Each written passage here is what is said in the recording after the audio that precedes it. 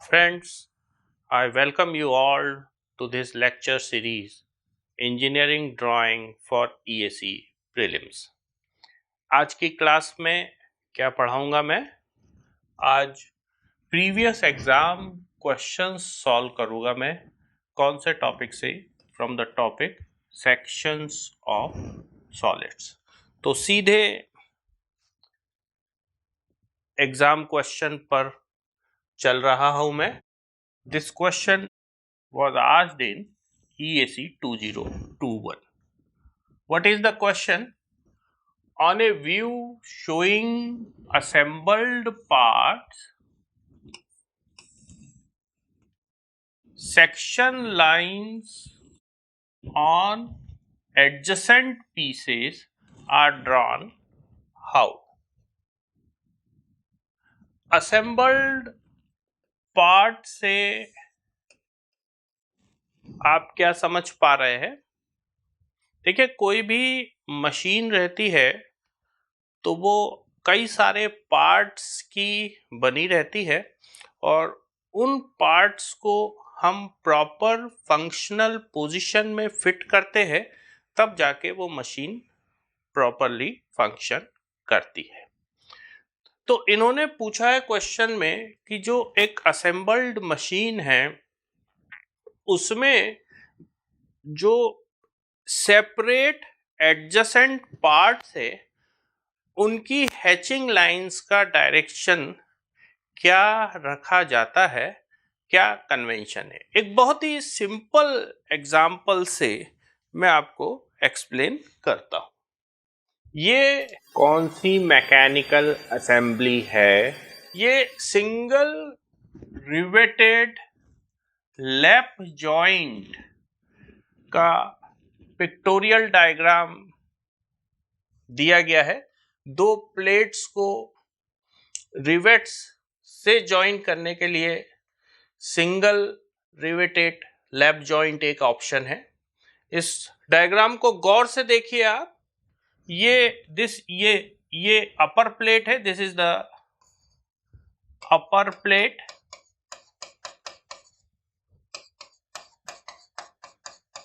Okay. और ये वाली जो है ये लोअर प्लेट है और दोनों प्लेट्स को इस रिवेट के द्वारा जॉइन किया गया है। शुरुआत में रिवेट इस प्रकार की रहती है और नीचे से रिवेट को इंसर्ट करते और फॉर्मिंग टूल से दूसरा हेड हम बना देते। एनीवे, इसका हमारे क्वेश्चन से कोई लेना देना नहीं है। तो आप ये नोटिस करिए कि ये जो लोअर प्लेट है और जो अपर प्लेट है इनकी हैचिंग सेम डायरेक्शन में है या डिफरेंट डायरेक्शन में? हमें दिखाना है ना कि दोनों अलग अलग प्लेट है, तो दोनों की हैचिंग डिफरेंट डायरेक्शन में रखी जाती है। इस डायग्राम को देखिए ध्यान से। ये सिंगल रिवेटेड लैप जॉइंट जो है ये वाला डायग्राम जो है सिंगल रिवेटेड लैप जॉइंट का टॉप व्यू है या प्लान है। और हम प्लेट का क्रॉस सेक्शन देखना चाहते हैं तो ये ए जो लिखा हुआ दिख रहा है आपको, यहां से इसको कट किया और ये क्रॉस सेक्शनल व्यू है। This is the sectional elevation, ठीक है।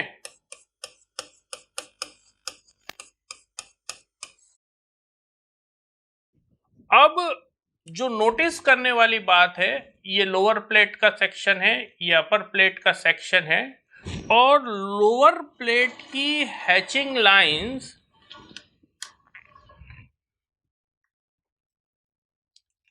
इस प्रकार से ड्रॉ करी गई है। लोअर प्लेट की हैचिंग लाइंस हॉरिजॉन्टल से कितने डिग्री का एंगल बना रही है? 45 डिग्री का लोअर डायरेक्शन में। और जो अपर प्लेट की हैचिंग लाइन है उन्हें उस डायरेक्शन में इंक्लाइन किया गया है और इनका भी हॉरिजॉन्टल से एंगल कितना है 45 डिग्री। तो आपके क्वेश्चन का आंसर क्या होगा, ऑप्शंस को रीड करते हैं। सेम डायरेक्शन तो सवाल ही नहीं उठता, सेम डायरेक्शन वाले दोनों ऑप्शन तो हम at the first sight he rule out कर दे, क्योंकि एडजेसेंट पीसेस, अलग अलग एडजेसेंट पीसेस को यदि आप अलग अलग दिखाना चाहते हैं तो उनकी हैचिंग लाइन डिफरेंट डायरेक्शन में तो आप करेंगे ही करेंगे। Opposite direction usually at 45 degree, opposite direction usually at 30 degree, जो हमने डायग्राम में देखा था अभी रिवेट के डायग्राम में, और जो स्टैंडर्ड कन्वेंशन है वो 45 डिग्री का है। तो आपका आंसर क्या हुआ कि कोई भी असेंबल्ड मशीन पार्ट है और उसमें अलग अलग कंपोनेंट्स है, तो उन अलग अलग कंपोनेंट की हैचिंग लाइन अलग डायरेक्शन में करी जाती है और हॉरिजॉन्टल से 45 डिग्री का एंगल बनाती है। Correct answer for this question is B. ठीक है, अगले क्वेश्चन पर चलते हैं हम। This question was asked in EAC 2018। ठीक है, क्वेश्चन को रीड करते हैं। क्वेश्चन क्या है, the plan view at just below window sill level but not showing door openings is shown of an outpost building of say the forest department। ये पहला शब्द विंडो सिल लेवल, इसका meaning आपको समझ आ रहा है क्या? फिर ये पूरा का पूरा phrase plan view just below window sill level not showing door opening, इसका मीनिंग आपको समझ आ पा रहा है क्या?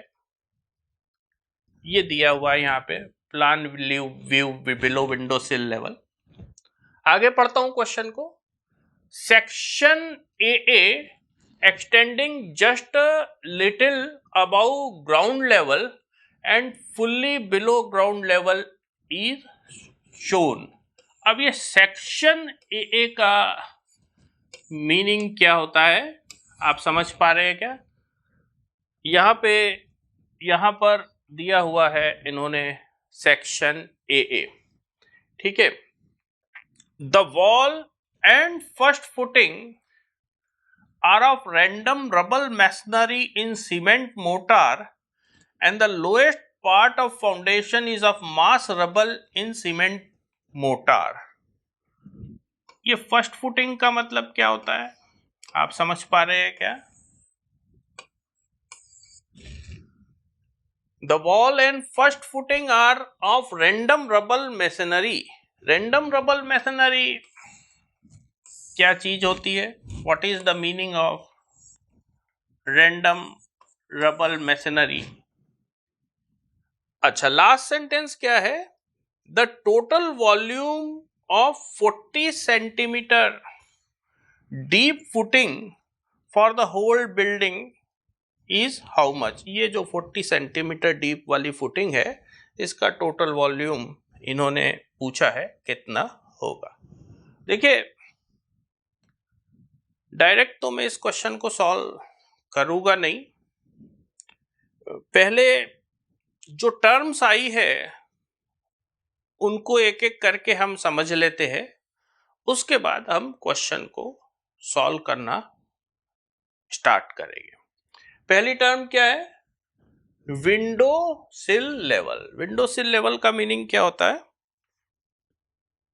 देखिए, ये पिक्चर को देखिए, आपको एक विंडो दिख रही है और ये पहले से ही लिखा हुआ है, ये जो लेवल है, विंडो की फ्रेम जिस लेवल पे रेस्ट करती है, that level is called window sill level. एक और डायग्राम से आपको विंडो सिल का कॉन्सेप्ट एक्सप्लेन कर रहा हूं। ये विंडोज है और विंडो की फ्रेम जिस लेवल पे रेस्ट कर रही है, ये वाला लेवल, ये विंडो सिल लेवल यहां पे लिखा हुआ है, ये वाला लेवल, ये विंडो सिल लेवल यहां पे लिखा हुआ है। ठीक है, क्वेश्चन पर चले, और क्या है समझने का। अच्छा, इसका क्या मतलब है, plan view just below window sill level. Plan view का तो मतलब होता है टॉप व्यू, और plan view just below window sill level मतलब आप क्या करेंगे, व्हाट यू विल डू। देखिए, ये जो आपका रूम है, इसको आप कट करेंगे एक हॉरिजॉन्टल प्लेन से जो कि विंडो सिल लेवल के ठीक नीचे से जा रहा है, और फिर आप इसको ऊपर से देखेंगे तो आपको दिखेगा plan view below window sill level. इसको अच्छे से 3D में मैं समझाता हूं आपको एक ऑटोकैड मॉडल की हेल्प से। देखिए, ये तो आपका रूम था, दिस इज ग्राउंड, ये डोर है, ये विंडोज है, रूफ हटा दी है। वैसे क्वेश्चन में plan view below window sill level without showing door openings कहा गया, मतलब डोर भी हमें हटाना है।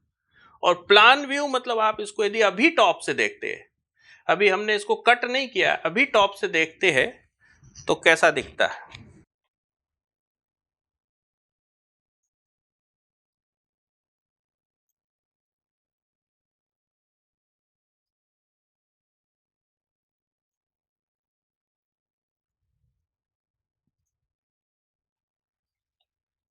ये टॉप से देखने में आपको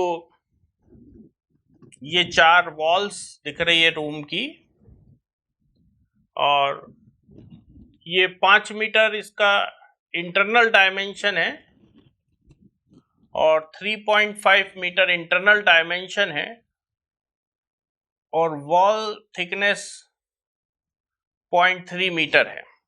ये कहां से आई वैल्यूज, ये वैल्यू क्वेश्चन में दी गई है आपको, ध्यान से देखिए क्वेश्चन को।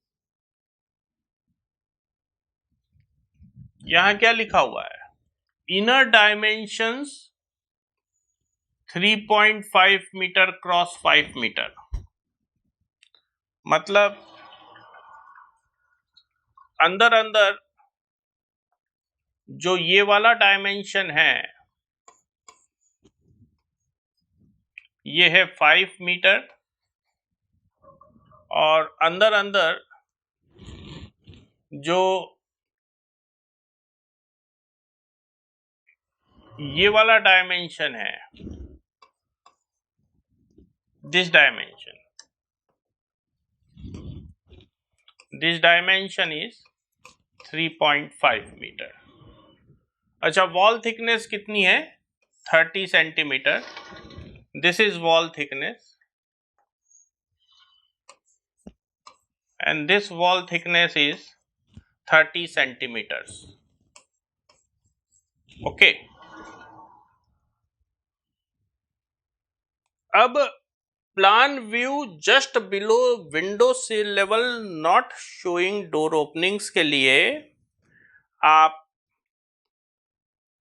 इसको रूम के मॉडल को कट करेंगे by a cutting plane passing just below window sill level. किस तरीके का कटिंग प्लेन है आपको एक दिखा रहा हूं मैं एक ऑटोकैड मॉडल की हेल्प से। ये हॉरिजॉन्टल कटिंग प्लेन आपको दिख रहा है,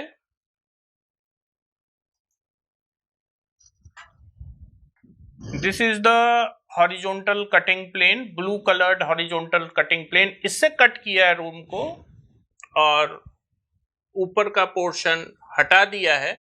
और फिर इस रूम को टॉप से आप देखेंगे तो you will see the plan view of the room below window sill level. ठीक है, देखिए,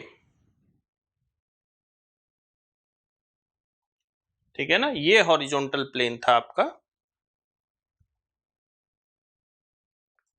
और this is the condition after cutting by horizontal plane passing below window sill level.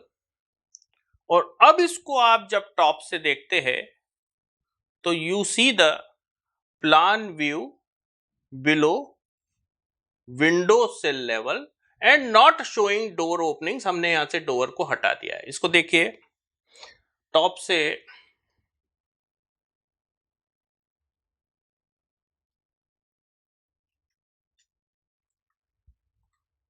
से देखने पर ऐसा दिख रहा है। ये इंटरनल डायमेंशन से 5 मीटर और 3.5 मीटर, वॉल थिकनेस है 0.3 मीटर, और वो हम डिस्कस कर चुके हैं ऑलरेडी। और ये सेंटर लाइन डायमेंशंस की आगे जब हम क्वेश्चन सॉल्व करेंगे तो हमें जरूरत पड़ेगी, तो इन्हें भी हम निकाल लेते हैं। ये सेंटर लाइन डायमेंशंस कितने रहेंगे, how much will be this dimension and how much will be this dimension. PPT slide पर जाकर सेंटर लाइन डायमेंशंस मैं निकाल रहा हूं। ये सेंटर लाइन डायमेंशन, ये वाला डायमेंशन कितना रहेगा और ये वाला डायमेंशन कितना रहेगा। देखिए, ये 5 मीटर है और ये वॉल थिकनेस है 0.3 मीटर, और ये जो डिस्टेंस है थोड़ा सा, ये हाफ वॉल थिकनेस इस तरफ है, और ये जो डिस्टेंस है थोड़ा सा, ये हाफ वॉल थिकनेस इस तरफ है। तो ये वाला डायमेंशन कितना रहेगा, 5 मीटर में आप वॉल थिकनेस को सम अप कर देंगे। वॉल थिकनेस है 0.3 मीटर, तो this dimension will be 5 plus 0.3 metre equal to 5.3 metre. और ये वाला डायमेंशन कितना रहेगा सेंटर लाइन वाला, which dimension I am talking about, I am talking about this dimension. ये डायमेंशन कितना रहेगा, 3.5 मीटर इंटरनल डायमेंशन है। हाफ वॉल थिकनेस इस तरफ ऐड होगी, हाफ वॉल थिकनेस इस तरफ ऐड होगी, तो 3.5 प्लस 0.3 3.8 मीटर। ठीक है, चलिए क्वेश्चन पर अब हम चलते हैं, और क्या हमें देखना है। ये section A extending just little above ground level and fully below ground level is shown। ये सेक्शन ए आपको यहां पर दिया हुआ है। This is the ground level, और what is this section A, यहां पे भी एक कटिंग प्लेन शो किया गया है। तो व्हाट इज दिस सेक्शन ए, एक 3D डायग्राम से पहले आपको सेक्शन ए की यूजफुलनेस और विजुअलाइजेशन करवा रहा हूं। देखिए, इसको देखिए, ये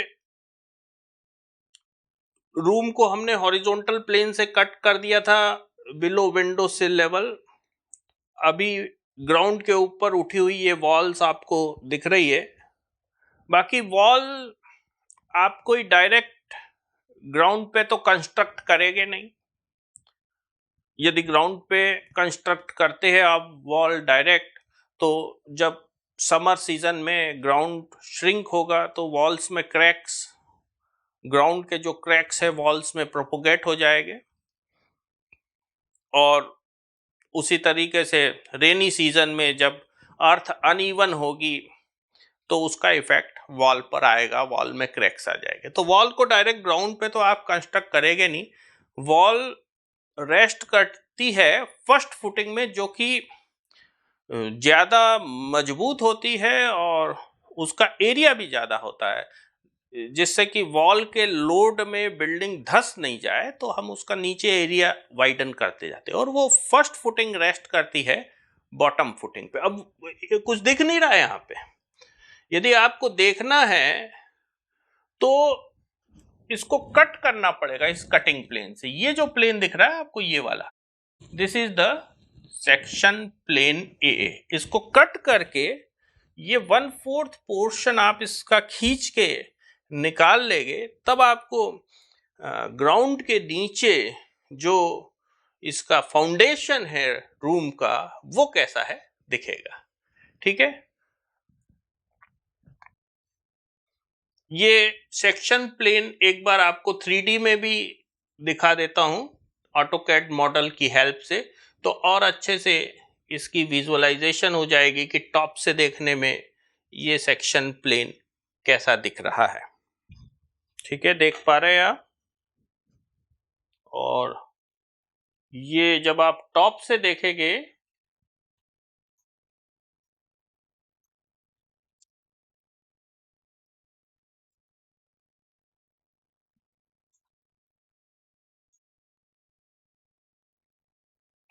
टॉप से देखने में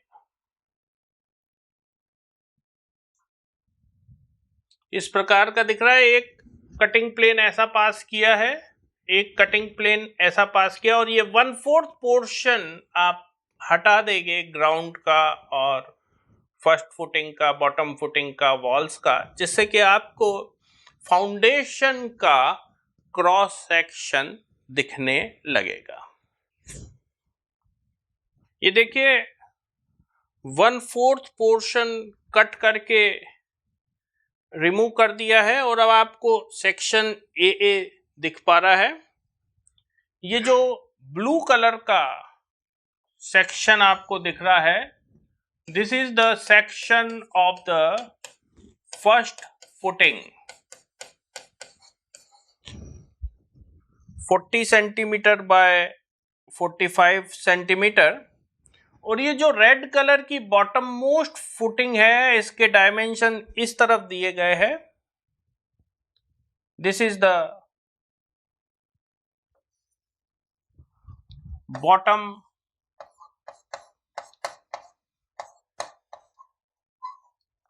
फुटिंग 30 सेंटीमीटर बाय 70 सेंटीमीटर। वैसे इसके डायमेंशन से हमें कोई लेना देना नहीं है, क्वेश्चन में फर्स्ट फुटिंग का बस वॉल्यूम निकालना है, जिसका कि क्रॉस सेक्शन है 40 सेंटीमीटर क्रॉस 45 सेंटीमीटर। ये वैल्यू कहाँ से आई, ये क्वेश्चन में दी गई है आपको। देखिए मैं ये क्वेश्चन में आपको दिखा रहा हूं, ये ग्राउंड लेवल है, ग्राउंड लेवल से इतना नीचे तक वॉल जा रही है ग्राउंड के अंदर। ये देखिए ये ग्राउंड लेवल है, और ये वॉल ग्राउंड के अंदर इतना गई है, और फिर ये जो है 40 centimetre cross 45 centimetre cross section की, ये है फर्स्ट फुटिंग, और ये बॉटम मोस्ट फुटिंग है जिसका कि डायमेंशन दिया है 70 सेंटीमीटर बाय 30 सेंटीमीटर। तो क्वेश्चन में आपको क्या निकालना है, the total volume of 40 centimetre deep footing for whole building is how much. कैसे निकालेंगे आप फर्स्ट फुटिंग का वॉल्यूम। देखिए फर्स्ट फुटिंग आपको अलग से दिखा रहा हूं, उसके डायमेंशंस कैलकुलेट कर देते हैं हम, और फिर उसका वॉल्यूम निकाल देते हैं। इस 3D डायग्राम में ग्राउंड को रिमूव कर दिया है, जिससे कि आपको ये फर्स्ट फुटिंग क्लियर दिख पा रही है। और अब मैं वॉल्स को भी रिमूव कर देता हूं और bottom most portion of foundation को भी रिमूव कर देता हूं, जिससे कि केवल फर्स्ट फुटिंग ही बचे। और फिर उस फर्स्ट फुटिंग का वॉल्यूम निकालने की हम कोशिश करते हैं। ये देखिए, सब हटा दिया, केवल फर्स्ट फुटिंग बची है। और फर्स्ट फुटिंग की सेंटर लाइन के डायमेंशंस और वॉल की सेंटर लाइन के डायमेंशंस सेम रहेंगे। एक 3D मॉडल से आपको ये बात एक्सप्लेन कर रहा हूं। देखिए, ध्यान से देखिए, गौर से देखिए, ग्राउंड रिमूव कर दिया है, 1/4 पोर्शन ऑफ रूम भी रिमूव करा हुआ है। ये आपको वॉल की सेंटर लाइन दिख रही है, ये फर्स्ट फुटिंग की सेंटर लाइन दिख रही है, और ये bottom most portion of foundation की सेंटर लाइन दिख रही है।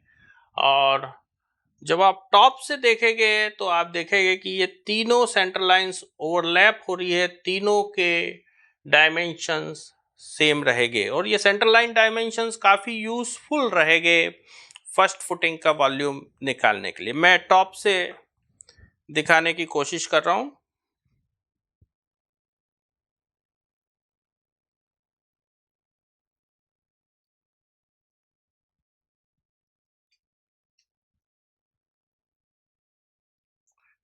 ठीक है,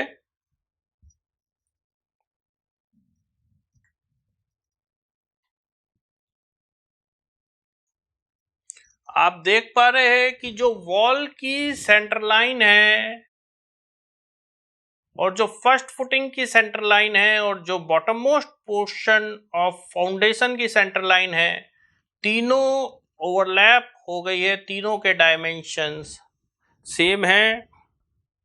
मैं फिर से इसको 3D लुक दे रहा हूं।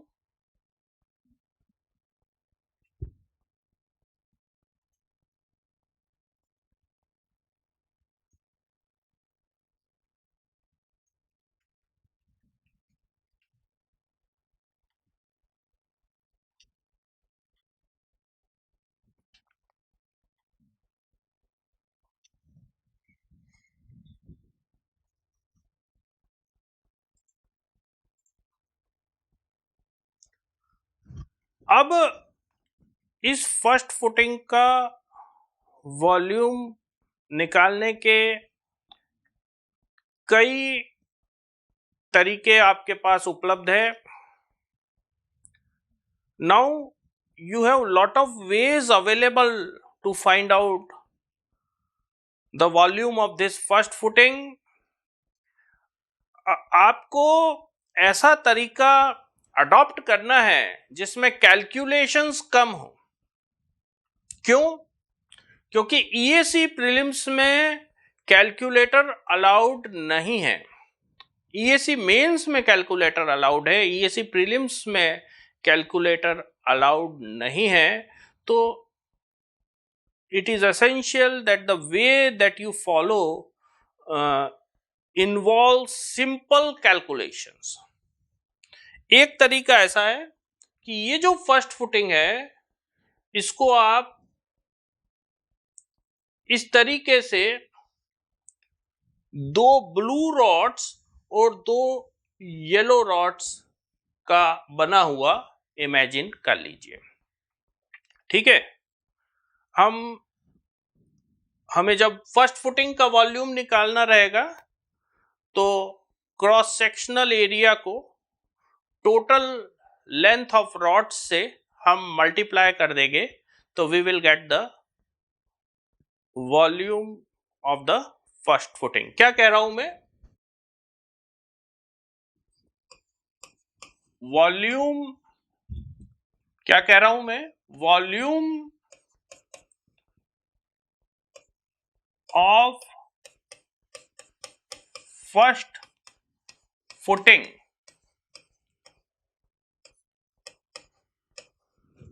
Is equal to cross sectional area multiplied by total length of rods. ठीक है, तो निकालना चालू करें। क्रॉस सेक्शनल एरिया कितना है? 0.4 मीटर इसकी डेप्थ है और विड्थ है 0.45 मीटर, तो क्रॉस सेक्शनल एरिया होगा 0.45 multiplied by 4, 4 5 is 20, carry over 2, 4 4 is 16, 17 18 and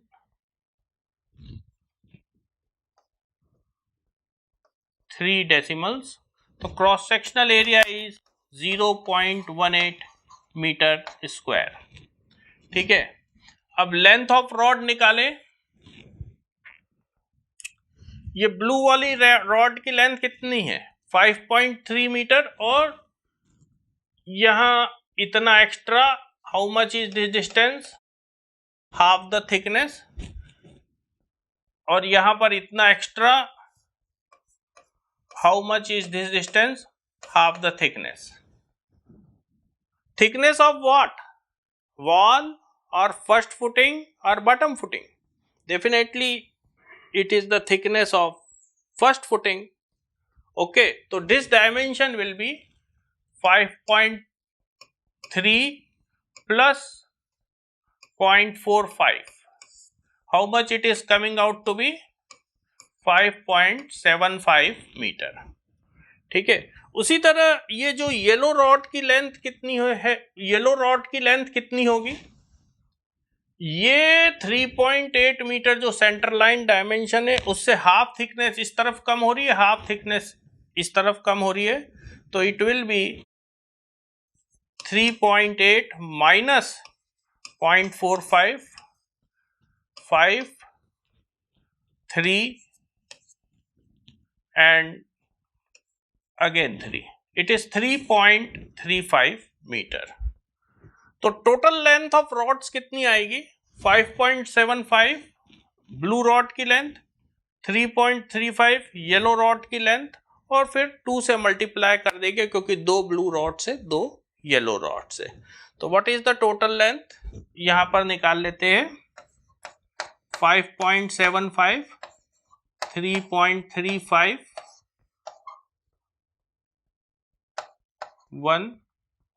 9.1 metre, और इसको 2 से मल्टीप्लाई करेंगे आप। 9.1 मीटर को आप 2 से मल्टीप्लाई करेंगे because there are 2 blue rods and 2 yellow rods, तो it comes out to be 18.2 metre. ठीक है, तो आपके पास टोटल लेंथ ऑफ रॉड आ गई 18.2 मीटर। आपके पास क्रॉस सेक्शनल एरिया की वैल्यू आ गई 0.18 मीटर स्क्वायर। तो वॉल्यूम ऑफ फर्स्ट फुटिंग क्या होगा? Total length of rod multiplied by cross sectional area. कितना आ रहा है ये?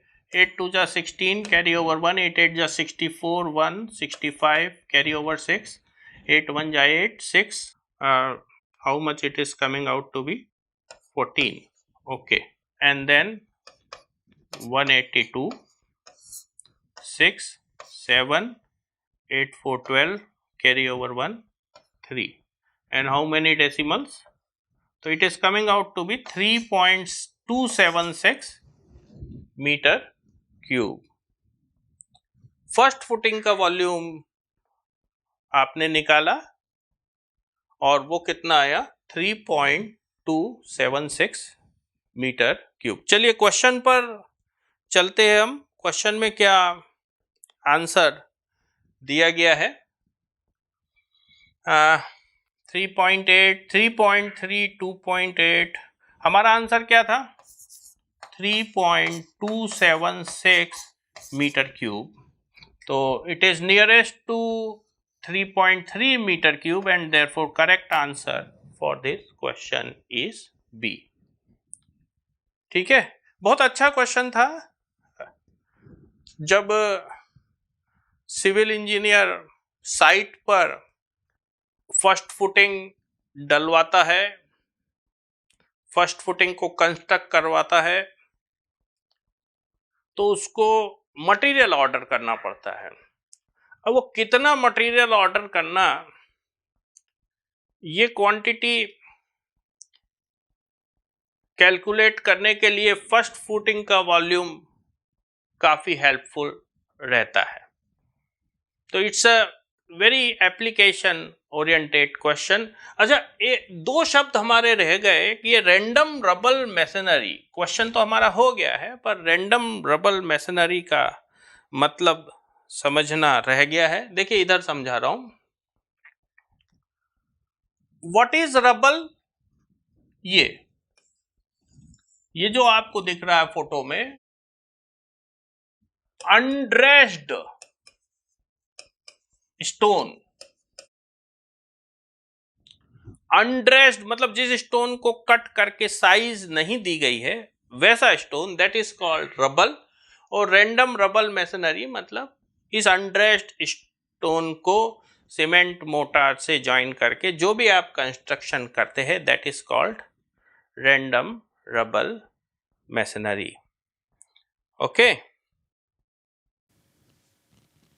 देखिए क्वेश्चन तो हमने सॉल्व कर लिया, पर एक शब्द और समझने का रह गया है, not to scale. Not to scale का मीनिंग क्या है कि ये दोनों डायग्राम्स सेम स्केल पर बनाकर नहीं दिए गए हैं। ये देखिए, इसमें वॉल थिकनेस, ये वॉल थिकनेस कितनी है? ये वॉल थिकनेस है 0.3 मीटर, और ये वॉल थिकनेस कितनी है? ये वॉल थिकनेस भी है 0.3 मीटर। तो इन दोनों को बराबर दिखना चाहिए ना, यदि ये दोनों डायग्राम सेम स्केल पर बने हो तो, पर ये बराबर नहीं दिख रहे। इसमें ये वॉल थिकनेस कम दिख रही है, इसमें ये ज़्यादा दिख रही है। इसका मतलब ये दोनों डायग्राम्स सेम स्केल पर नहीं बने हैं। चलिए अब EAC 2017 में पूछे गए इस क्वेश्चन को हम सॉल्व करने का प्रयास करते हैं। क्वेश्चन को रीड कर रहा हूं। A pentagonal prism is lying on HP on one of its rectangular faces. When it is cut by a section plane, the largest possible section thereof has how many edges? Pentagonal prism से आपके क्या समझ आता है? What do you understand by the word right regular pentagonal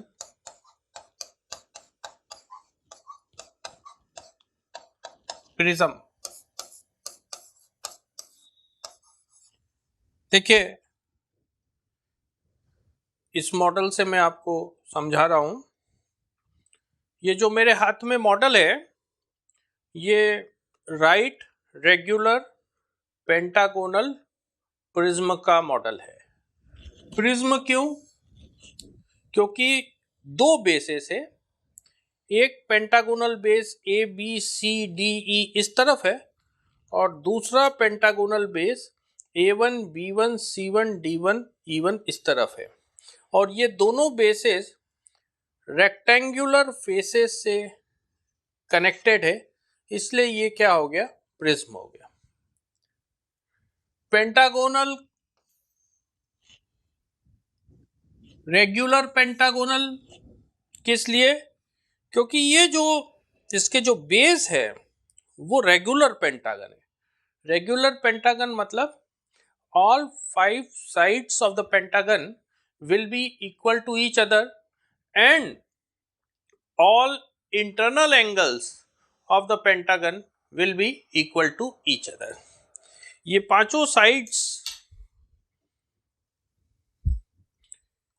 A B, B C, C D, D E और E A बराबर बराबर है, और ये पांचों internal angles, angle A, angle B, angle C, angle D, angle E बराबर बराबर है, and they are equal to 108 degree.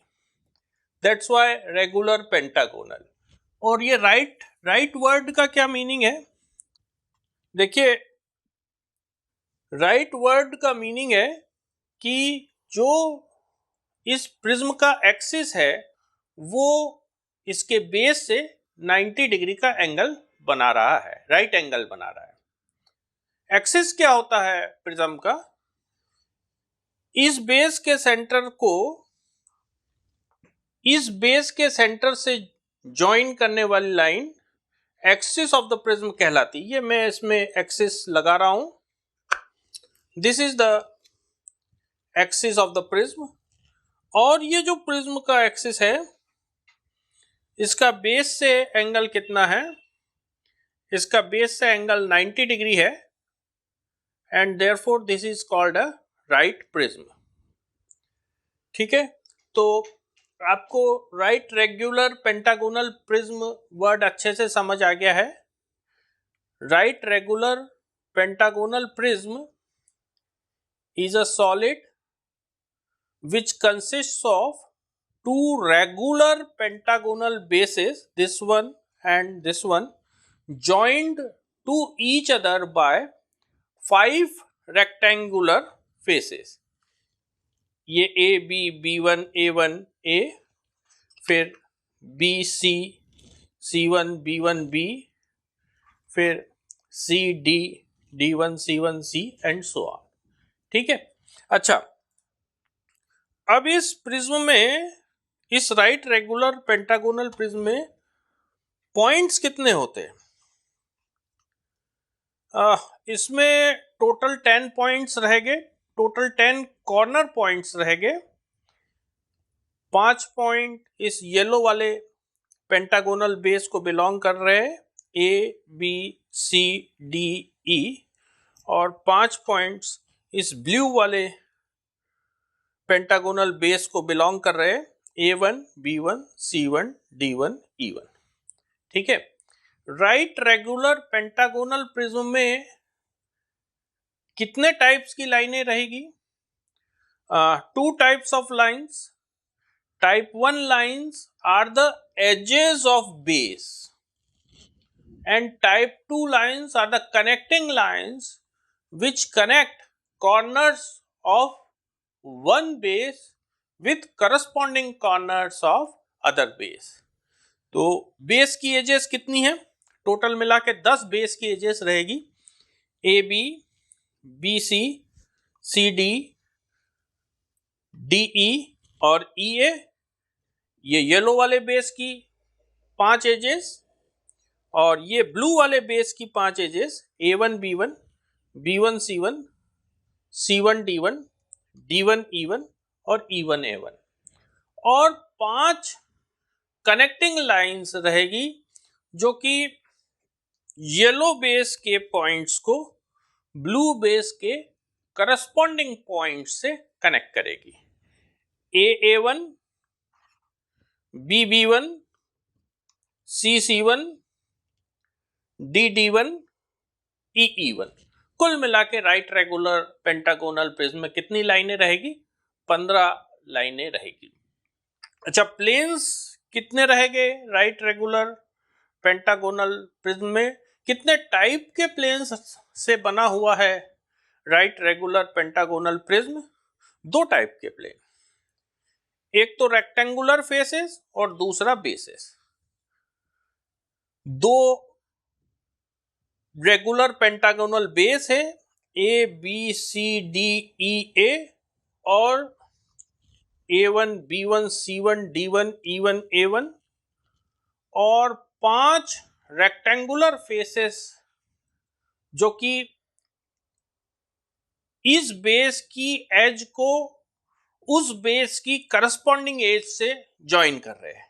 जैसे कि ये हो गया A1 B1 BA A1, फिर ये हो गया B1 C1 C B B1, फिर ये हो गया C1 D1 D C C1, फिर ये हो गया D1 E1 E D D1, और फिर ये हो गया E1 A1 A E E1।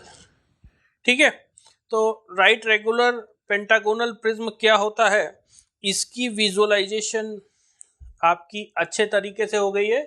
अब ये रखा कैसे है, और a pentagonal prism is lying on HP on one of its rectangular faces.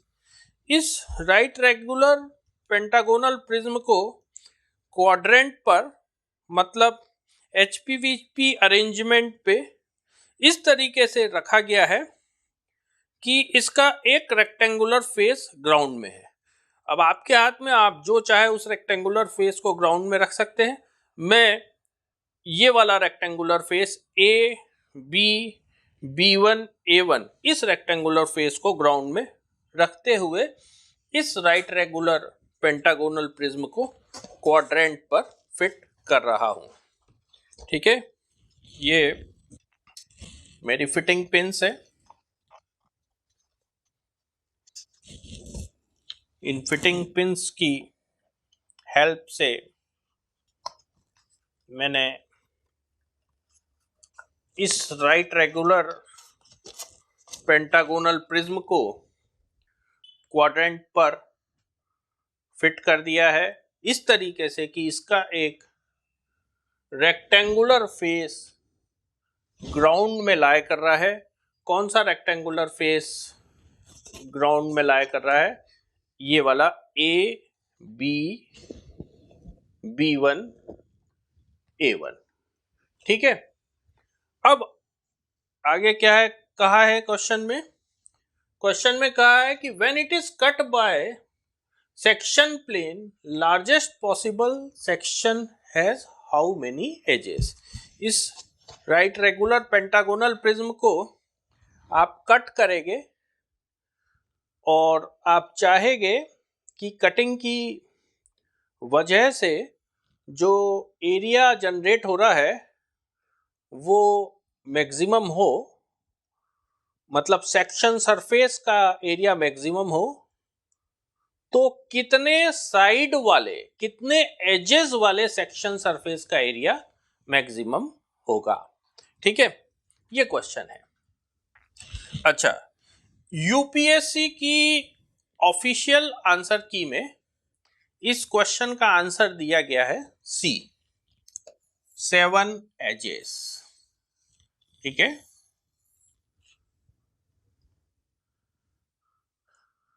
पर इस क्वेश्चन में डेटा इनकम्प्लीट है और इस इनकम्प्लीट डेटा के साथ इसके कई आंसर्स आ रहे हैं।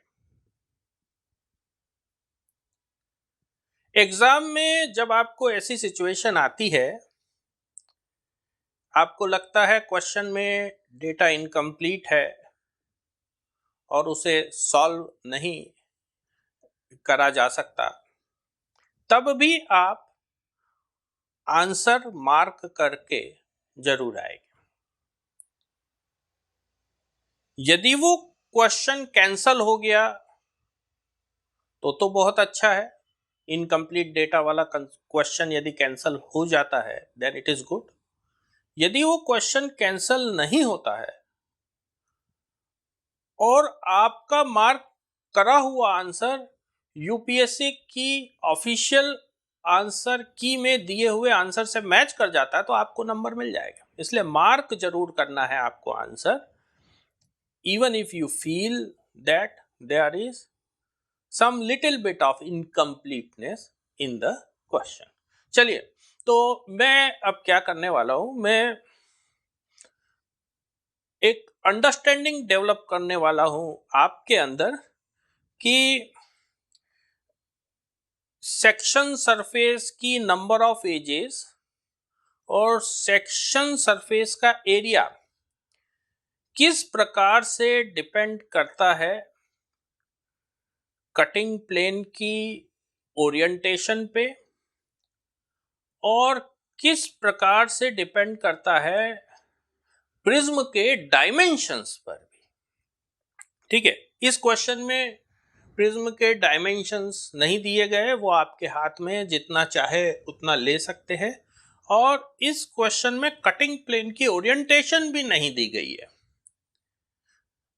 उन्होंने तो बस ये कहा है कि आप बस उसको कट करिए और सबसे ज्यादा एरिया वाला सेक्शन सरफेस जो है उसमें कितनी एजेस है ये हमें बता दीजिए।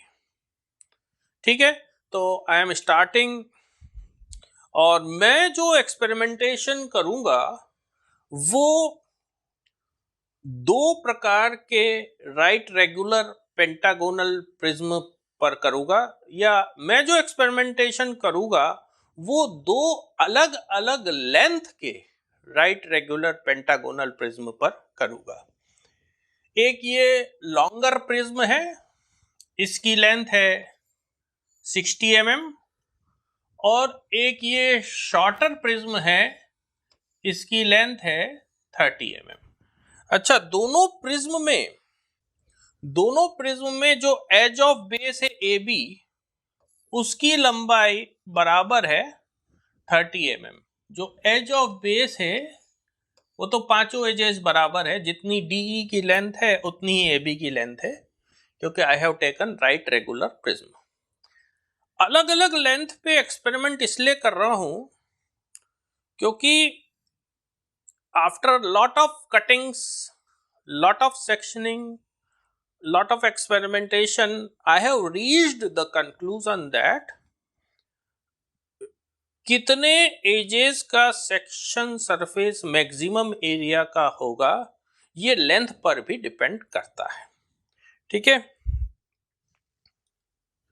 ये लॉन्गर प्रिज्म के ऑर्थोग्राफिक प्रोजेक्शंस है, ये शॉर्टर प्रिज्म के ऑर्थोग्राफिक प्रोजेक्शंस है। और सबसे पहले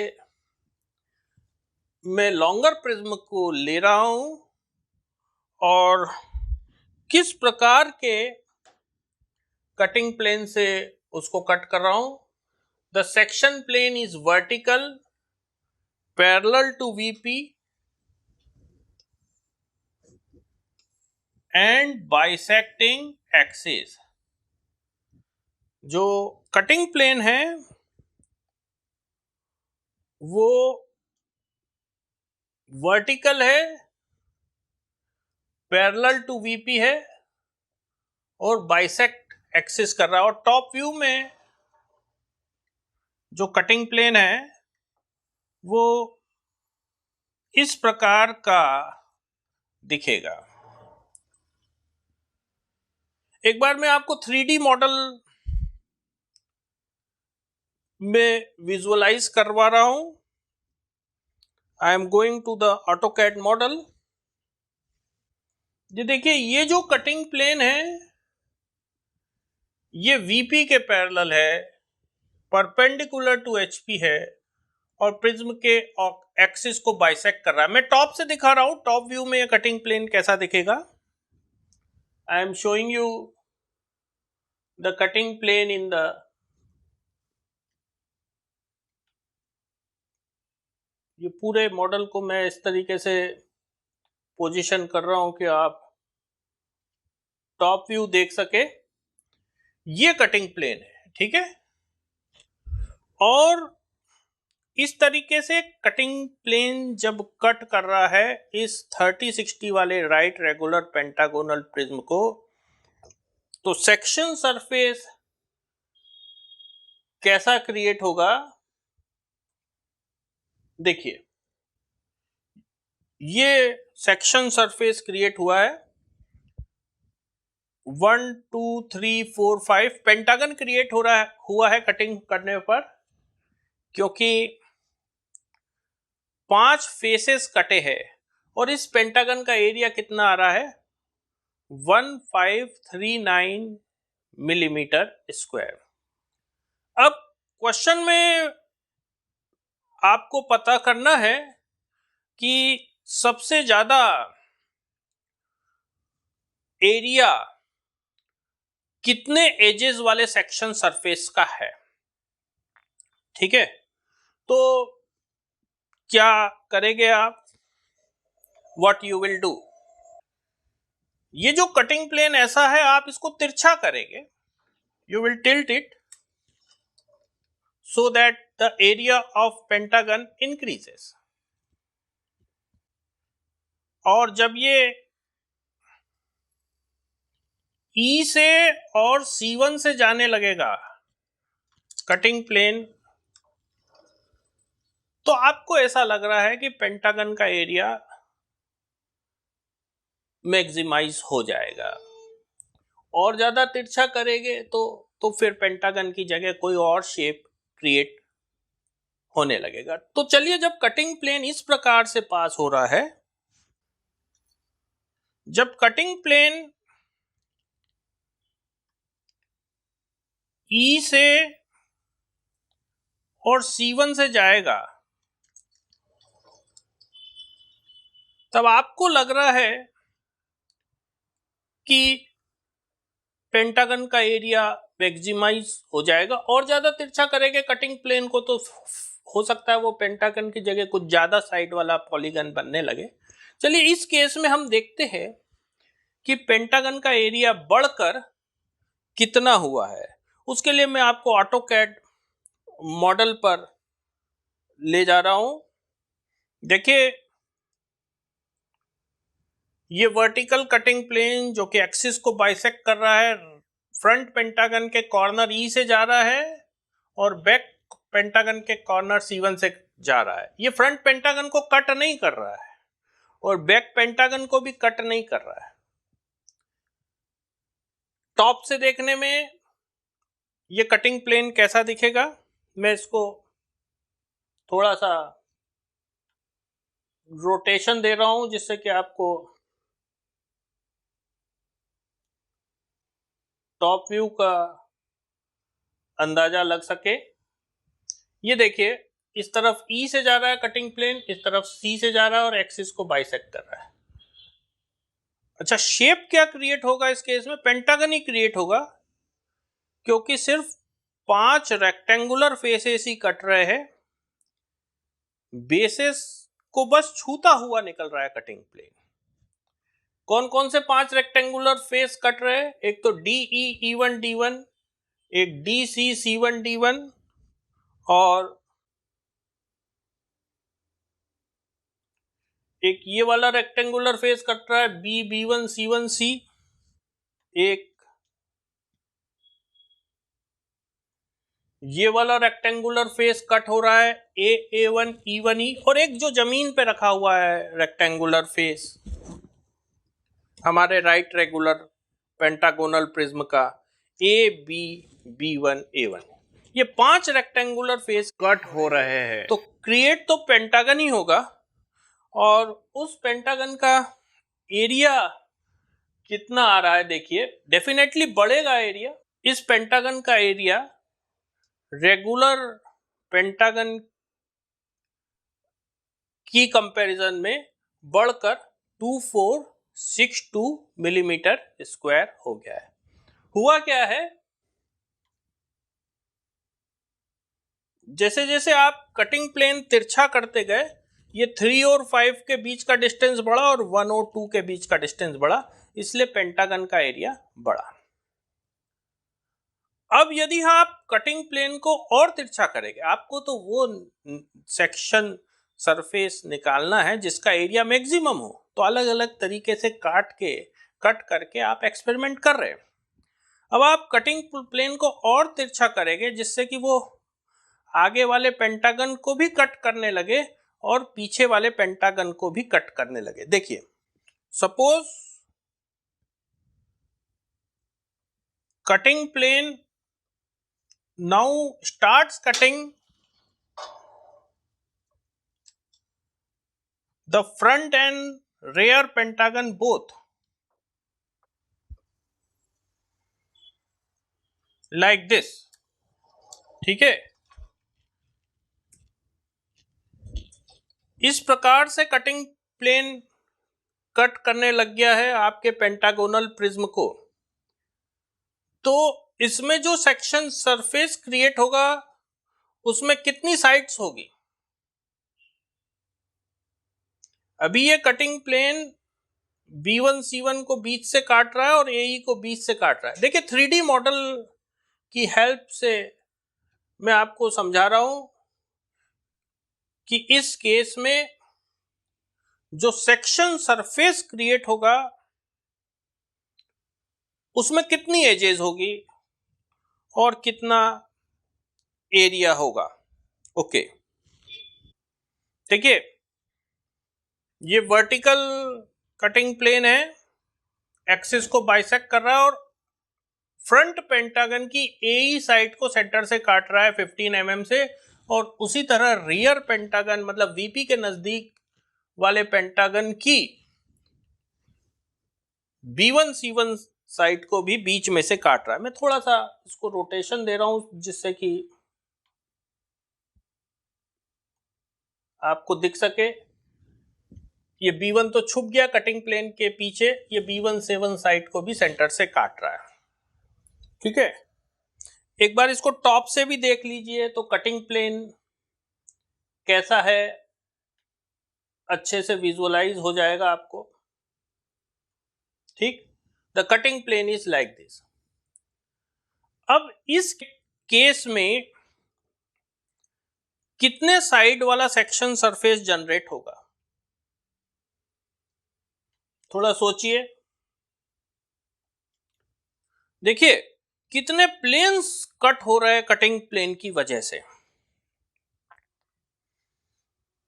ये ऊपर वाला रेक्टेंगुलर फेस कट हो रहा है, इधर वाला ऊपर वाला रेक्टेंगल फेस कट हो रहा है, लेफ्ट वाला रेक्टेंगल फेस कट हो रहा है इस लाइन के अलॉन्ग, बॉटम वाला रेक्टेंगल फेस कट हो रहा है,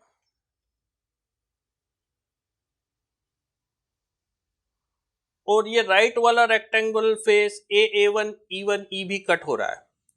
तो 5 तो रेक्टेंगुलर फेस कट हो रहे, साथ में जो एक्स्ट्रा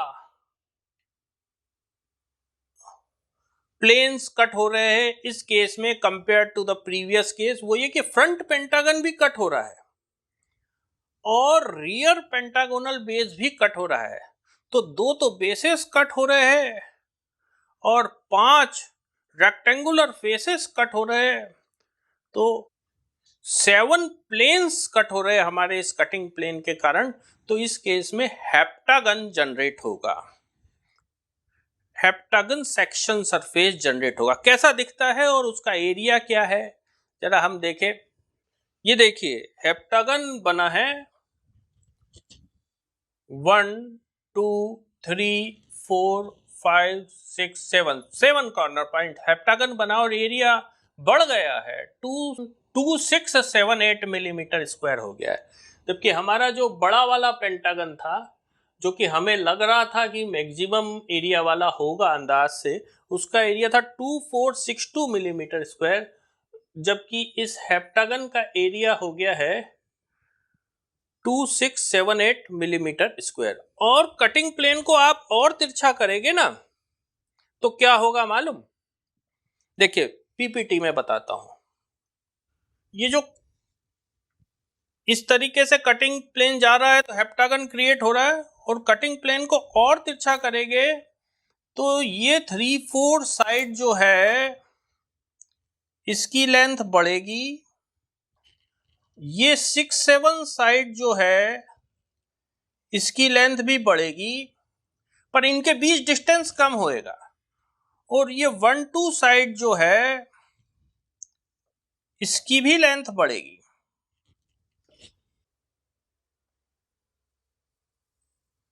इस प्रकार से इसकी भी लेंथ बढ़ेगी। तो 3-4 की लेंथ बढ़ रही है, 6-7 की लेंथ बढ़ रही है तो एरिया बढ़ने के चांस है, 1-2 की लेंथ बढ़ रही तो भी एरिया बढ़ने के चांस है, पर ये जो डिस्टेंस कम हो रहा है उसके कारण एरिया कम भी होएगा। तो जो इफेक्ट डोमिनेट कर जाएगा, यदि एरिया बढ़ाने वाला इफेक्ट डोमिनेट कर जाएगा तो आपको हेप्टागन का एरिया और बढ़ जाएगा, और एरिया कम करने वाला इफेक्ट डोमिनेट कर जाएगा तो हेप्टागन का एरिया और कम हो जाएगा। देखिए एक और हेप्टागन हम देख लेते हैं जिसमें कि कटिंग प्लेन AE को और B1 C1 को 3.75 मिलीमीटर की दूरी पे कट कर रहा है लोअर पॉइंट से। मैं आपको 3D मॉडल में दिखाता हूं, उससे ज्यादा अच्छे से क्लियर होएगा। इस मॉडल को देखिए गौर से। ये जो कटिंग प्लेन है AE लाइन को A से कितनी दूरी पे कट कर रहा है, 3.75 mm की दूरी से कट कर रहा है, और उसी तरह B1 C1 को भी B1 से 3.75 mm की दूरी से कट कर रहा है। टॉप से देखने में ये कटिंग प्लेन कैसा दिख रहा है देख लीजिए।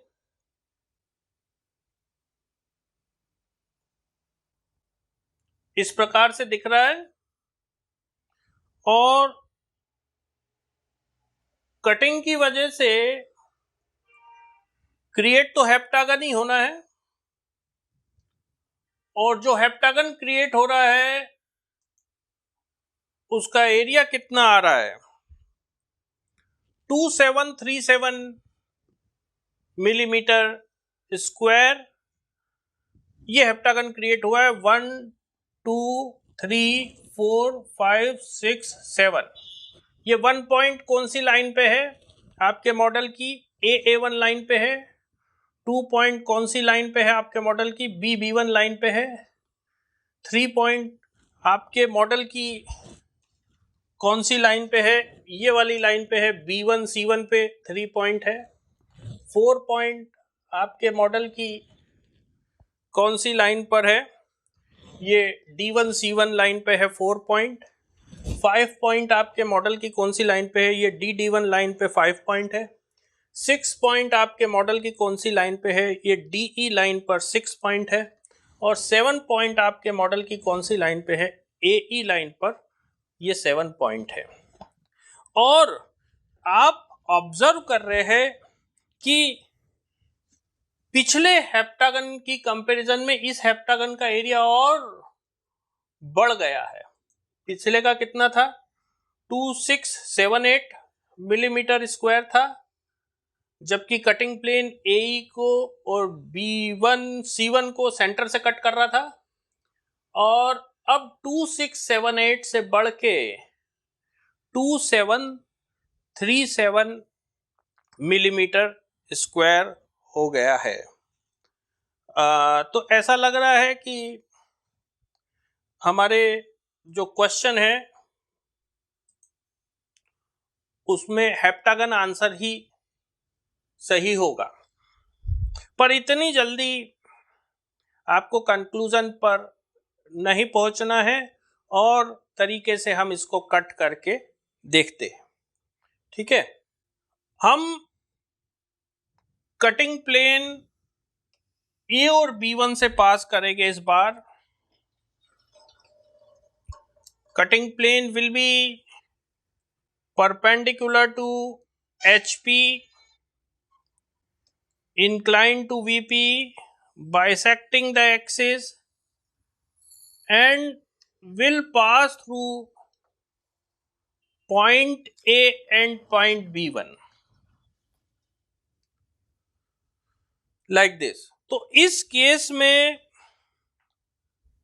कटिंग की वजह से जो सेक्शन सरफेस क्रिएट होगा उसका शेप अभी भी हेप्टागन रहेगा या कुछ और हो जाएगा, पेंटागन हो जाएगा क्या? चलिए मॉडल में दिखाता हूं मैं आपको। ये देखिए, ये कटिंग प्लेन ठीक वैसे ही पास हो रहा है जैसा कि हमने ऑर्थोग्राफिक ड्राइंग में बनाया था। ये पॉइंट ए से पास हो रहा है इधर, और उस तरफ पीछे वाले पेंटागन को ये पॉइंट B1 से कट कर रहा है। एक बार टॉप व्यू में भी इस कटिंग प्लेन को देख लीजिए।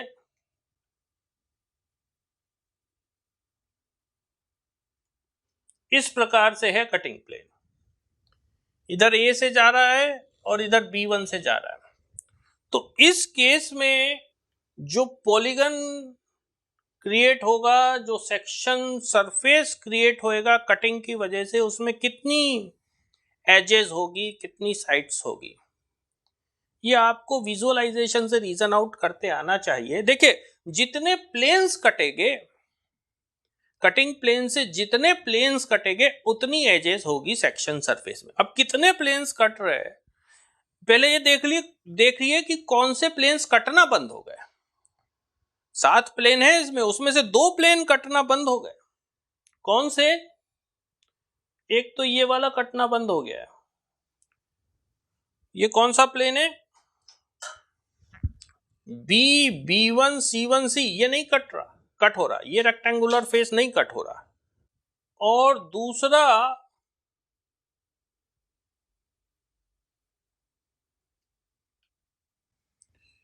ये वाला जो रेक्टेंगुलर फेस है A1 E1 E, ये भी कट होना बंद हो गया है। तो 7 जो प्लेन्स होते हैं उसमें से 2 तो कट ही नहीं रहे, केवल 3 रेक्टेंगुलर फेस कट रहे और 2 बेसेस कट रहे।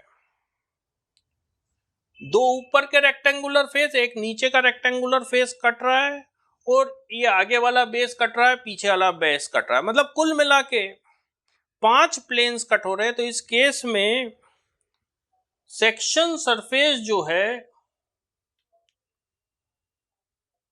वो पेंटागोनल सेक्शन सरफेस क्रिएट होगा। देखिए, मैं आपको इस मॉडल में दिखाता हूं। ये पेंटागोनल सेक्शन सरफेस क्रिएट हुआ है। ये 1 और A एक ही है और 2 और B1 एक ही है, 3 4 5, और इसका एरिया ऑटोकैड ने मेजर करके दिया 2731 मिलीमीटर स्क्वायर। तो अभी तक यदि आप हाईएस्ट एरिया कंपेयर करें तो हेप्टागन का आ रहा है और वो एरिया था 2737 मिलीमीटर स्क्वायर।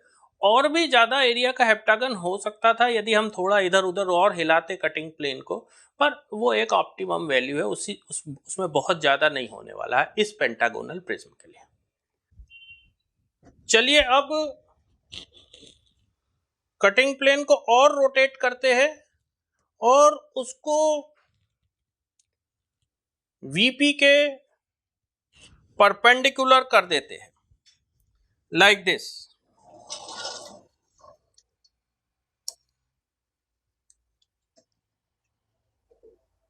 इस बार कटिंग प्लेन ऐसे पास हो रहा है, बिल्कुल परपेंडिकुलर। तो जब कटिंग प्लेन इस प्रकार से पास होगा तो कितने एजेस वाला सेक्शन सरफेस क्रिएट होगा? मैं आपको 3D मॉडल पर ले जाकर ये बात अच्छे से एक्सप्लेन कर रहा हूं। देखिए, ये कटिंग प्लेन आप देखिए कि ये वीपी के परपेंडिकुलर है। मैं आपको टॉप से दिखा देता हूं। ये जो कटिंग प्लेन है, it is perpendicular to VP and passing through D1 line. और इस कटिंग प्लेन की वजह से जो सेक्शन सरफेस क्रिएट होगा उसमें कितनी एजेस होगी? देखिए, एक तो ये D1 से जा रहा है, फिर एक AB को मिड पॉइंट पे कट करेगा और एक पीछे B1 C1 को मिड पॉइंट पे कट करेगा। चार कॉर्नर पॉइंट्स हो गए उस सेक्शन सरफेस। वो एक रेक्टेंगल होगा और उस रेक्टेंगल का एरिया कितना होगा? देखिए, ये ऑटोकैड ने उस रेक्टेंगल का एरिया निकाल कर बताया है 2770 मिलीमीटर स्क्वायर। 1 2 2 और D1 सेम है, 3 और D सेम है, 4। This is the rectangle created. ठीक है, तो ये एरिया तो आपका जो हेप्टागन था बड़ा वाला, जिसका एरिया था 2737 मिलीमीटर स्क्वायर, उससे भी ज्यादा है। पर fortunately in the question rectangle option या 4 एजेस वाला ऑप्शन दिया ही नहीं है। पर फिर भी मैंने इसको यहां इसलिए रखा क्योंकि इसको थोड़ा सा आप कटिंग प्लेन को तिरछा करेंगे ना 2 डिग्री, तो वो पेंटागन क्रिएट होने लग जाएगा, और उस पेंटागन का एरिया आपके हेप्टागन के एरिया से ज्यादा निकलने वाला है। देखिए इस बार कटिंग प्लेन वीपी से 88 डिग्री बनाएगा, मतलब मैं कटिंग प्लेन को थोड़ा सा परपेंडिकुलर टू वीपी डायरेक्शन से थोड़ा सा इस तरफ घुमा दूंगा, करीब करीब 2 डिग्री।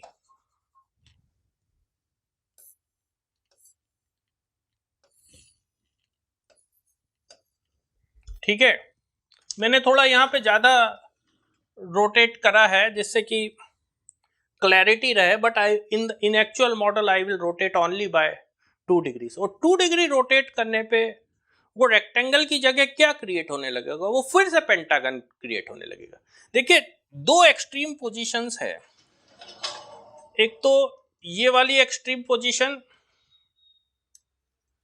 कटिंग प्लेन जब ए और B1 से जाता है इसमें पेंटागन क्रिएट होता है, और ये दूसरी एक्सट्रीम पोजीशन जबकि कटिंग प्लेन D1 से चला जाता है, इसमें रेक्टेंगल क्रिएट होता है। बीच की सारी पोजीशंस में पेंटागन ही क्रिएट होगा। अभी मॉडल में जाके आपको समझाता हूं मैं। ये परपेंडिकुलर वाले केस में बस रेक्टेंगल क्रिएट होता है, और इस केस में पेंटागन क्रिएट होता है कटिंग की वजह से।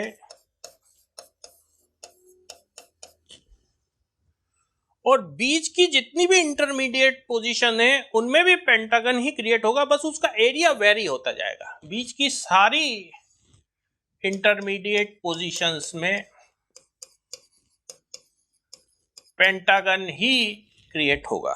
तो चलिए ऑटोकैड मॉडल पे चल रहा हूं और हम देखेंगे कि जो जब कटिंग प्लेन वीपी से 88 डिग्री का एंगल बनाएगा तो जो पेंटागन क्रिएट होगा, पहली बात तो पेंटागन क्रिएट होगा कि क्या होगा वो समझेंगे, और जो पेंटागन क्रिएट होगा उसका एरिया हमारे हेप्टागन से कम आ रहा है या ज्यादा आ रहा है इस पेंटागोनल प्रिज्म के मॉडल के लिए, जिसके डायमेंशंस है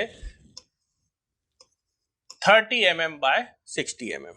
ठीक है, तो I am going to the AutoCAD model. ये देखिए इस केस में कटिंग प्लेन को वीपी के परपेंडिकुलर डायरेक्शन से 2 डिग्री रिवॉल्व कर दिया। देखिए मैं टॉप से दिखाता हूं तो आपको अच्छे से समझ आएगी बात।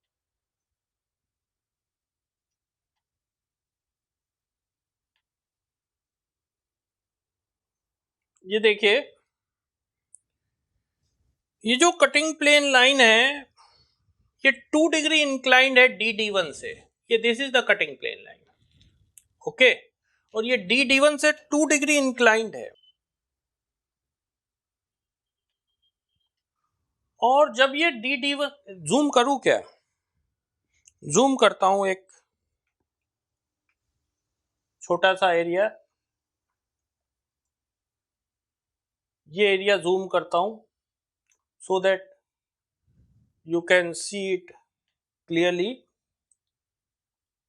ये देखिए 2 डिग्री इंक्लाइन हो गया है कटिंग प्लेन वीपी के परपेंडिकुलर डायरेक्शन से, और इसलिए ये जो ये वाला फेस है जो कि अभी आपको ग्रीन दिख रहा है DE और पीछे जाके E1 D1, ये इस पॉइंट से कट होने लग गया है। और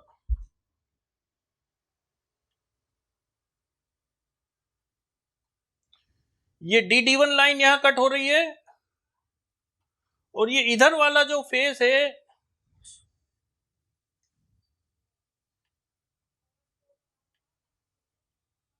ये देखिए दिखा, ये भी इससे D1 से थोड़ा सा इधर इस पॉइंट से कट हो रहा है। तो ऊपर के दोनों रेक्टेंगुलर फेस कट होने लग गए, इधर वाला भी और ऊपर के दोनों रेक्टेंगुलर फेसेस कट होने लग गए। तो इस केस में पेंटागन क्रिएट होना चालू हो जाएगा, क्योंकि एक ये राइट वाला फेस कट हो रहा है, एक लेफ्ट वाला फेस कट हो रहा है, एक बॉटम का फेस कट हो रहा है और दो बेसेस कट हो रहे हैं, 5 प्लेन्स कट हो रहे हैं। तो पेंटागन इसमें जनरेट होएगा। और उस पेंटागन का एरिया कितना आ रहा है? ये जो पेंटागन जनरेट हुआ है 1 2 3 4 5, इसका एरिया 2749 आ रहा है। ये तो आपके बड़े वाले हेप्टागन के एरिया 2737 मिलीमीटर स्क्वायर से ज्यादा है।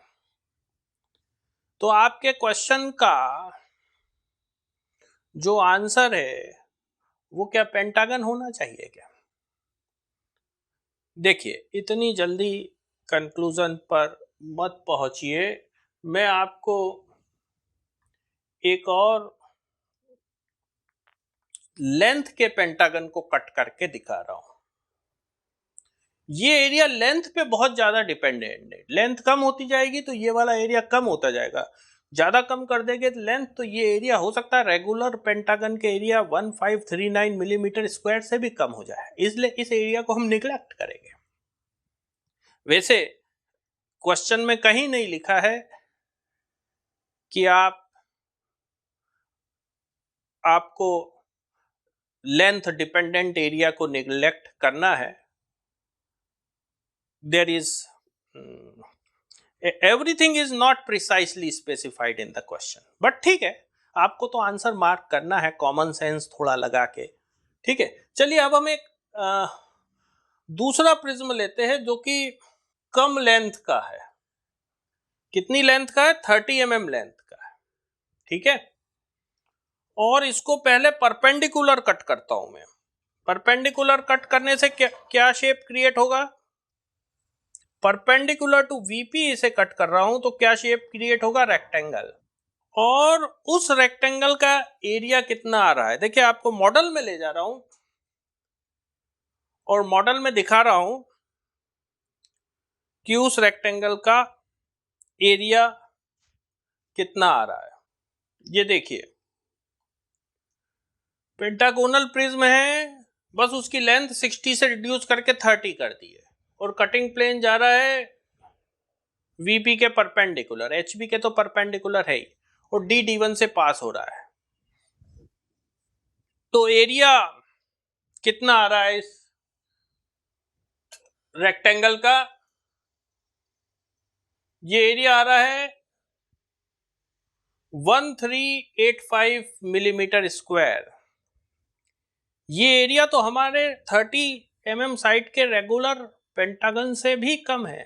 रेगुलर पेंटागन 30 mm के रेगुलर पेंटागन का एरिया था 1539 मिलीमीटर स्क्वायर। तो ये लेंथ डिपेंडेंट है ये रेक्टेंगल का एरिया। अच्छा, उसी तरह जब थोड़ा सा तिरछा कर देंगे इसको तो पेंटागन क्रिएट होने लगेगा इस छोटे प्रिज्म में, और उस पेंटागन का एरिया कितना रहेगा? देखिए, मैं आपको पहले पीपीटी में कटिंग प्लेन की लोकेशन क्लियर करता हूं। जो कटिंग प्लेन है थोड़ा सा डी D1 से थोड़ा सा तिरछा किया 2 डिग्रीज।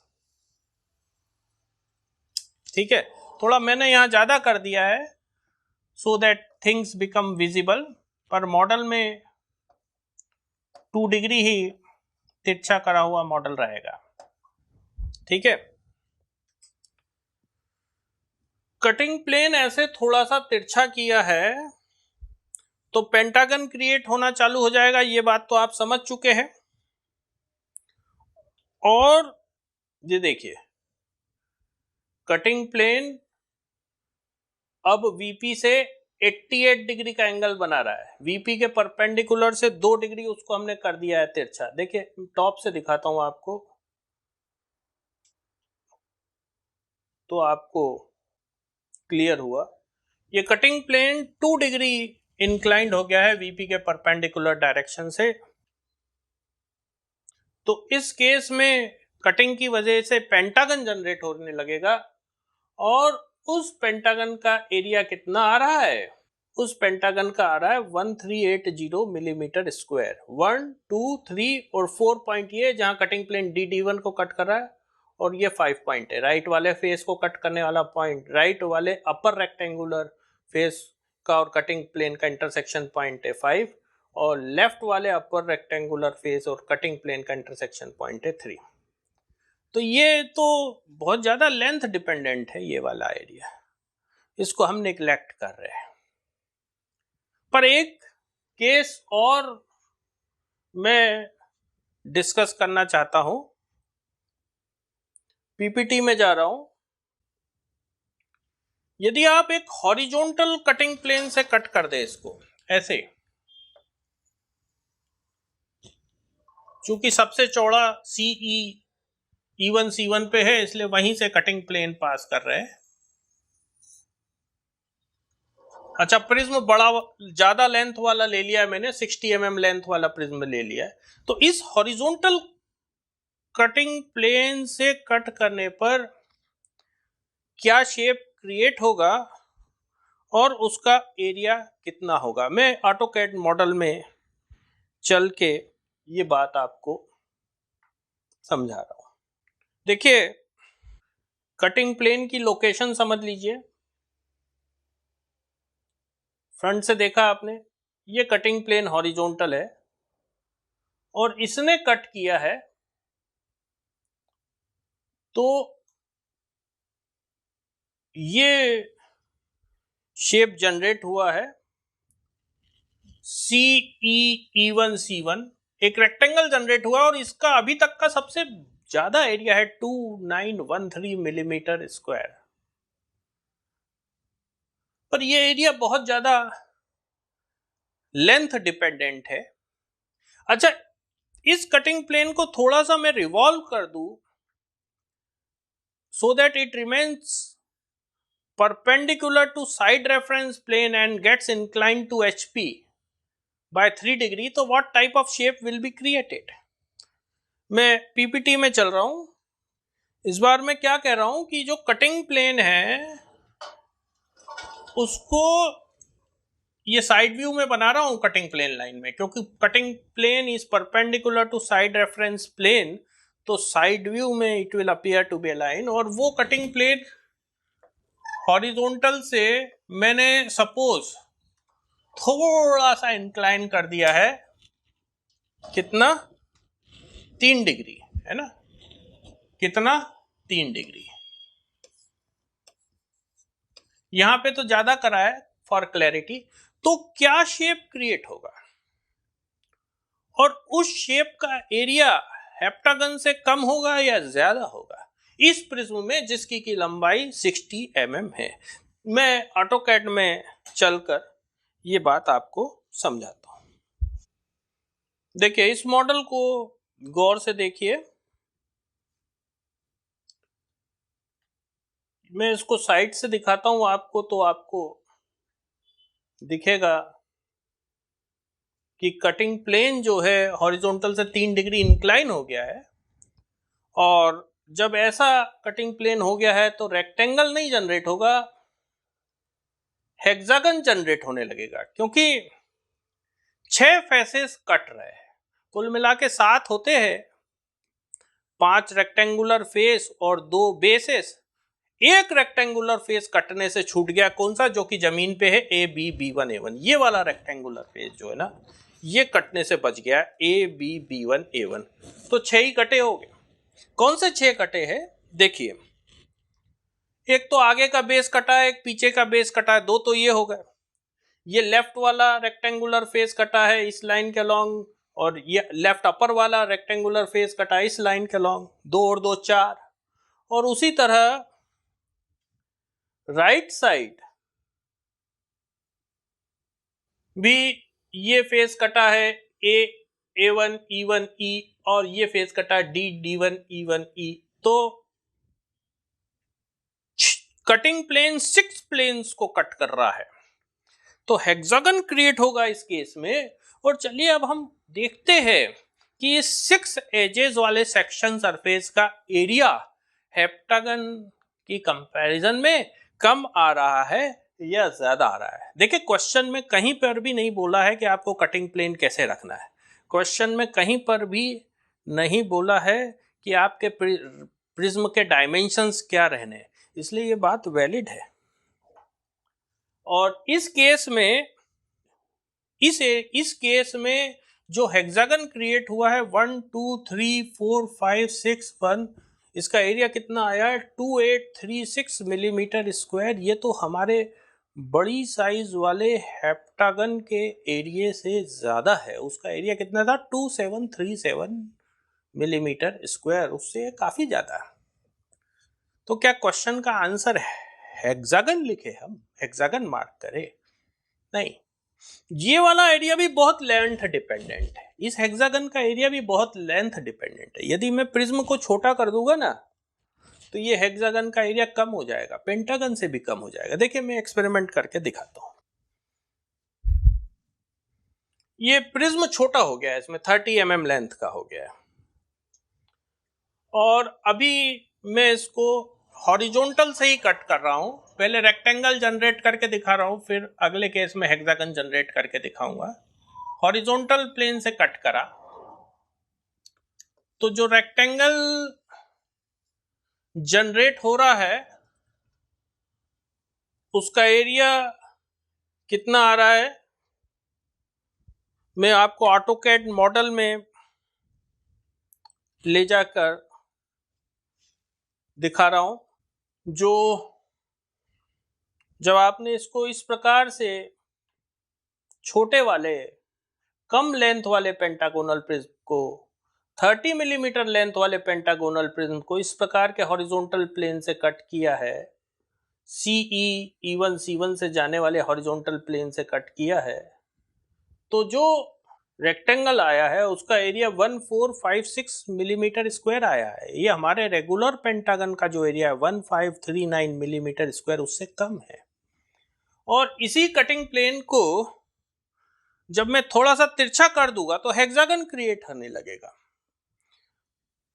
देखिए पीपीटी में जाके आपको क्लियर करता हूं कि मैं कटिंग प्लेन कैसा रखना चाहता हूं। आप कटिंग प्लेन इस बार मैं हॉरिजॉन्टल से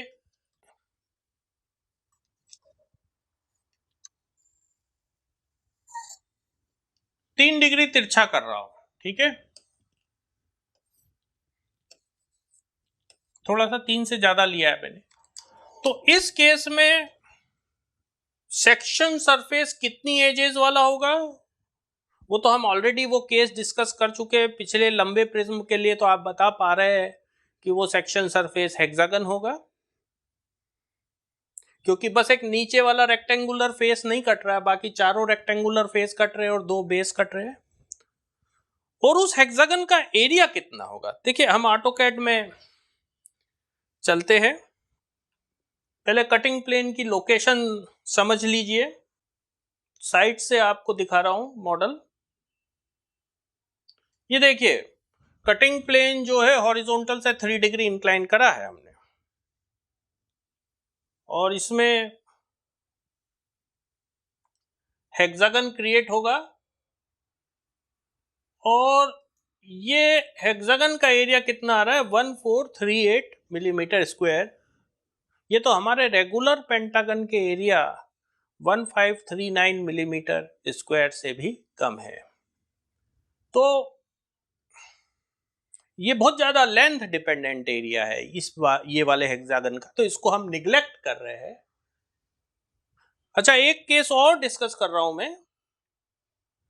चलिए देखते हैं कि इस शॉर्टर प्रिज्म को हम अलग अलग प्रकार से कट करते हैं तो एरियाज कितने आते हैं। जब आप ऐसे कट करेंगे तो रेगुलर पेंटागन जनरेट होगा और एरिया वही आएगा 1539 मिलीमीटर स्क्वायर, क्योंकि इसकी भी एज ऑफ बेस 30 है।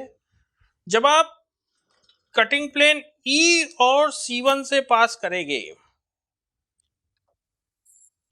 इस प्रकार से, है ना, तो जो पेंटागन है उसका एरिया मैक्सिमाइज होगा।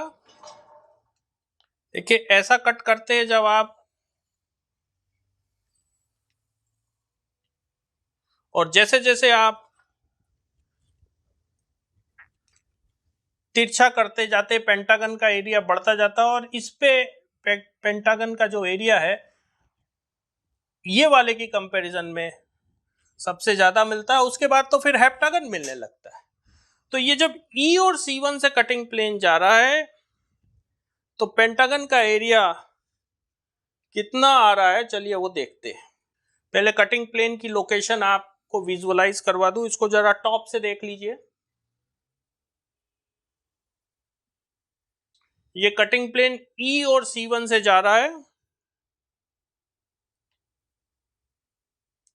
और इस तरीके से जब आपने कट किया है तो जो पेंटागन है 1 2 3 4 5 उसका एरिया रेगुलर पेंटागन की कंपैरिजन में ज्यादा आया है, 1820 मिलीमीटर स्क्वायर हो गया है।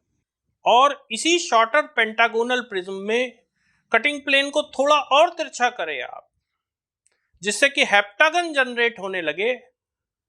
तो हेप्टागन का एरिया कितना आ रहा है, चलिए देखते हैं। अब यदि आप कटिंग प्लेन इस प्रकार से पास करें कि AE और B1C1 दोनों कटने लगे,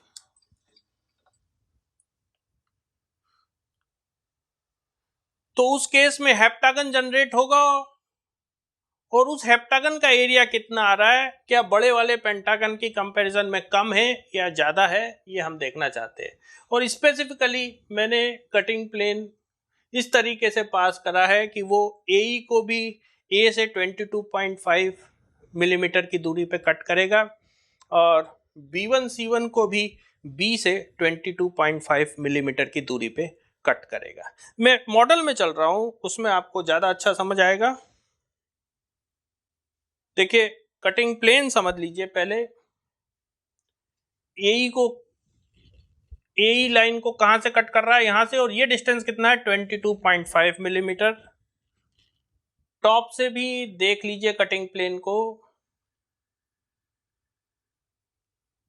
इस तरीके से कटिंग प्लेन पास हो रहा है और इस केस में हेप्टागन क्रिएट होगा क्योंकि 5 तो रेक्टेंगुलर फेस कट हो रहे हैं और 2 बेसेस कट हो रहे हैं, एक आगे वाला बेस और एक पीछे वाला बेस। और जो हेप्टागन जनरेट हो रहा है उसका एरिया कितना है, 1851 मिलीमीटर स्क्वायर, और ये आपके पेंटागन के एरिया से ज्यादा है। तो देखिए आप आंसर क्या लगाएंगे क्वेश्चन में, मैं क्वेश्चन पर चल रहा हूं, आप आंसर क्या लगाएंगे क्वेश्चन में। देखिए आपने देखा, इतना सारा एक्सपेरिमेंटेशन करने के बाद आपने देखा कि शॉर्टर प्रिज्म और लॉन्गर प्रिज्म दोनों के यदि length dependent, heavily length dependent area को निग्लेक्ट कर दिया जाए तो रेगुलर पेंटागन से जो बड़ा वाला पेंटागन है, जबकि कटिंग प्लेन E से और C1 से जाता है, वो उसका एरिया ज्यादा और उससे भी ज्यादा एरिया हेप्टागन का आता है। तो आप आंसर 7 एजेस लगाइए। हाँ आपने ये भी देखा कि जो 3060 वाला पेंटागोनल प्रिज्म था उसमें मैक्सिमम एरिया हेक्सागन का आया था। और वो कितना आया था, देखिए मैं दिखाता हूं आपको।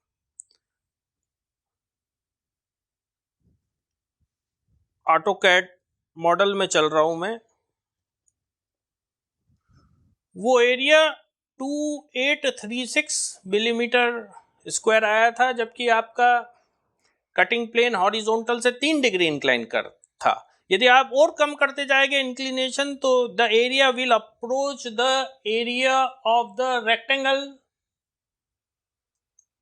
जो हॉरिजॉन्टल जब कट हुआ था, रेक्टेंगल जनरेट हुआ था, तो एरिया कितना था 2913 मिलीमीटर स्क्वायर। और जब आपने उस कटिंग प्लेन को साइड रेफरेंस प्लेन के परपेंडिकुलर रखते हुए हॉरिजॉन्टल से 3 डिग्री रोटेट कर दिया था तो हेक्सागन जो आया था उसका एरिया था 2836 मिलीमीटर स्क्वायर, और यदि वो 3 की जगह 2 कर देंगे तो ये और बढ़ जाएगा।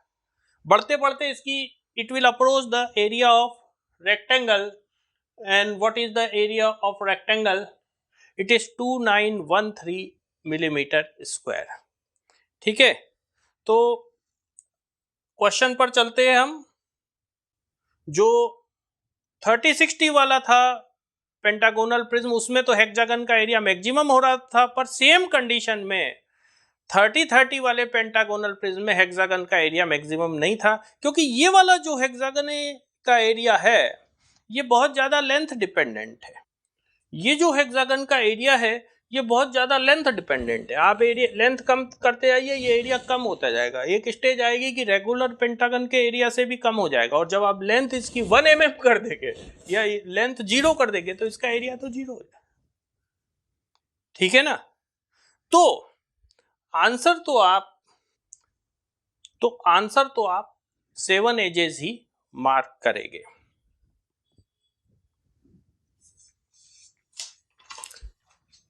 ठीक है, थोड़ा डेटा इनकम्प्लीट है। यदि क्वेश्चन में वो हमें पेंटागोनल प्रिज्म की लेंथ भी दे देते और एज ऑफ बेस भी दे देते तो हमारे लिए क्वेश्चन को आंसर करना आसान रहता। अच्छा, कुछ स्टूडेंट्स मुझे मैसेज कर रहे थे कि उन्होंने चैनल को सब्सक्राइब किया है, उसके बावजूद नए वीडियोस के नोटिफिकेशंस उन्हें नहीं मिल रहे हैं। तो देखिए, आजकल यूट्यूब में केवल सब्सक्राइब करने से नोटिफिकेशन मिलेंगे ऐसा नहीं है। आपको 3 चीज़ें करनी पड़ती है, तब जाके चैनल पर पोस्ट होने वाले नए वीडियोस के नोटिफिकेशन आपको मिलेंगे। सबसे पहले तो आपको सब्सक्राइब करना है, ठीक है। फिर आपको ये बेल आइकॉन क्लिक करना, और जब आप ये बेल आइकॉन क्लिक करेंगे तो ये 3-4 ऑप्शंस आएंगे, तो इसमें ऑल पे आपको क्लिक करना है। जब इतना आप करेंगे तब जाके खाबिय सर चैनल पे पोस्ट होने वाली कोई भी नई वीडियो का नोटिफिकेशन यूट्यूब आपको ईमेल पर भेजेगी। ठीक है, तो with this I wind up today's lecture. Thank you for watching. थोड़ा लंबा हो गया एक्सप्लेनेशन, पर ज़रूरी था, क्योंकि डिस्प्यूटेड क्वेश्चन है और ये जस्टिफाई कर पाना कि 7 एजेस ही लगाना चाहिए बहुत ज़रूरी था। Thank you once more for watching the video. Thank you.